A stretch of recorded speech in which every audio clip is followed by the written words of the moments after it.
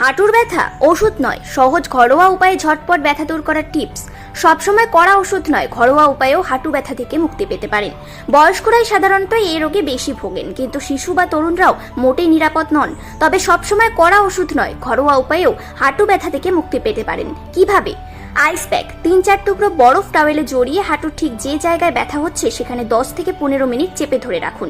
Massage therapy 3-4 চামচ olive oil গরম করে ব্যথার জায়গায় আলতো হাতে 10 থেকে 15 মিনিট মালিশ করুন। দিনে 2-3 বার করতে হবে। হিট থেরাপি গরম জলের মধ্যে 10 থেকে 15 মিনিট হাঁটু ডুবিয়ে রাখুন। হট ওয়াটার ব্যাগও ব্যবহার করতে পারেন। দিনে 2 থেকে 3 বার করতে হবে। দুধ 2 কাপ দুধের সঙ্গে 1 টেবিল চামচ বাদাম, আখরোটের গুঁড়ো ও সামান্য হলুদের গুঁড়ো ভালোভাবে ফোটাতে হবে, যতক্ষণ না মিশ্রণের পরিমাণ অর্ধেক হচ্ছে।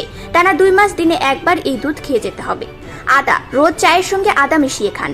চলাফেরা করুন। যাদের হাঁটুর ব্যথা আছে তারা কঠিন ব্যায়াম করবেন না, বরং ধীরে সুস্থে এক জায়গায় ঘুরতে পারেন।